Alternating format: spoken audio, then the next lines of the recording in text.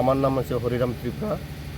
এই আমি আমার বাড়ি হচ্ছে দক্ষিণ চরা জুলাই বাড়ি। আমার বাগনি ওই পাটিছড়া থেকে ওই ওনার যে নাম বাংমারা ওই এলাকার মধ্যে আমার বাগনিটা বিয়ে হয়েছিল কয়েক বছর আগে মনে হয়। এরপরে একটা ছেলে বাচ্চা আছে। কালকে রাত্রে শুনছে আমার বাগনিটা মারা গেছে। এই শুনছে যে কে জানে গল্লা কাটি না মারে এই জঙ্গলের মধ্যে ফেলাই রাখছে, এরকম করে লাশ উদ্ধার হয়েছে। এখন আইছে, আমি এই মাত্র আইছি, এখানে দেখছি পোস্টমর্টম চলতেছে। আমি এরপরে সকালে গেছি ওই বাগমারা বাড়িতে, আমার জামাই বাড়িতে। এখানে কিছু কথাবার্তা কয়ে আমার যেখান থেকে ওখানকার লোক দিয়ে কথাবার্তা বলছিলাম, সেখানে কিছু বোঝা যায়, কিন্তু এটা সম্পূর্ণ পরিকল্পিতভাবে খুন করা হয়েছে এটা। তাই আমার বাগনি যেই করুক উনি, আর সম্পূর্ণ আমি আশা রাখবো বিচার হবে এবং তদন্তক্রমে কঠোরভাবে কঠোর শাস্তি দেওয়া হোক, এটাই দাবি রাখবো। রাত্রে একটি লাশ পাওয়া গেছে, এই বিষয়ে কি বলবেন? কালকে 8:30 থেকে 8:30 9টার দিকে আমাদের থানাতে, মনোবাজার থানাতে একটা খবর আছে যে একটা মহিলার মৃতদেহ পাওয়া গেছে। তো অ্যাকর্ডিংলি এখানে যাওয়ার পরে দেখা গেছে যে মহিলার নাম হলো সুন্দরুং ত্রিপুরা। তো এই নিয়ে সেটা একটু কমপ্লিকেশন আছে যে কেউ 18 কয়, কেউ 20 কয়। তো একজাক্টলি আমরা এইজটা এখনও বুঝতে পারছি না। বিয়ে নিয়েও একটু সমস্যা, যে কেউ 3 বছর 4 বছর, আবার 2 বছর এই চলছে। ইনভেস্টিগেশনে বোঝা যাইব কত বছর আগে বিয়ে হয়েছে। ঘটনাটা স্যার কোন জায়গাতে হয়েছে? ঘটনাটা বাগমারা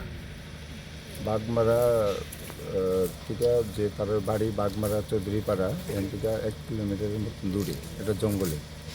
তো তাদের বক্তব্য অনুযায়ী ছিল যে দুপুরবেলা খাওয়া দাওয়া করছে মহিলা, লাকড়ি আনতে গেছিলো জঙ্গলে। তো সন্ধ্যা পর্যন্ত আইএনআ দিকটা তারা খোঁজাখুঁজি করছে, আর 7:30 8টার দিকে যে খুঁজতে যে ডেড বডি পাইছে। তো লাকড়ি যেখানে পাওয়া গেছে স্যার ডেড বডিটা? এটা একটা গালু একটা টিলার মধ্যে পাওয়া গেছে। তার মাথাতে ইনজুরি আছে, গালে ইনজুরি আছে।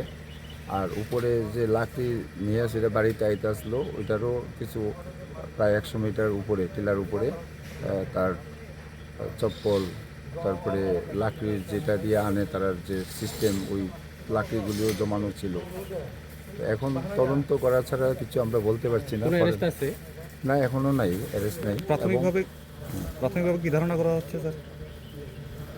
প্রাথমিকভাবে তো এখন কিছু বোঝা যাচ্ছে না, কারণ এখন পিএম হলে পরে বোঝা যাবে। পিএমের পরে আমরা দেখতে পারবো যে এটা হোমিসাইডাল না সুইসাইডাল না কি, এটা দেখতে পিএম হলে পরে বোঝা যাবে আর কি। পরিবার ফরেন্সিক টিমও এসছে আমাদের। তো ফরেন্সিক টিম দেখছে, আমরা আবার পুনরায় আবার স্পটে যাব। মহিলা পরিবারের পক্ষ থেকে অভিযোগ যে ওনাকে কোনো অভিযোগ পরিকল্পিতভাবে খুন করা হয়েছে। তাদের তরফ থেকে এমন কোনো অভিযোগ নেই। তাদের বলা হয়, তারা একটা কমপ্লেনও দিয়েছে জানাতে এখন। তো ওটাতে লিখেছে যে সন্দেহ হচ্ছে খুনই হয়েছে, কিন্তু কারো বিরুদ্ধে তাদের কোনো এমন অভিযোগ নাই, এবং জামাইয়ের বিরুদ্ধেও নাই, বা ওই পরিবারের বিরুদ্ধেও কারো কোনো অভিযোগ এখন পর্যন্ত নাই তাদের। তবে খুনের সূত্র ধরেই কি তদন্ত এগোচ্ছে? হ্যাঁ। তো তোমার মেয়ের নাম কি? সুন্দরম। মানে তো তোমার জামাইয়ের নাম কি? রতন ত্রিপুরা। তোমার মেয়ে কিভাবে মারা গেছে মনে হয়? এরা লাগিয়ে লইতে গেছে। কি জামাই মানে কেউ কি মাইরা লাইছে? জামাই না, কে মারছে? এরা মারতো না, জামাই মারতো না। কে মারছে? এরা সুনীল ত্রিপুরা মারছি মানে। কি নাম? সুনীল। হ্যাঁ, কি হয় কি? তোমার মেয়ের কোনো আত্মীয় হয়? সুনীল লগে নি? হ্যাঁ, না। কি সমস্যা হয়েছিল সুনীলের লগে?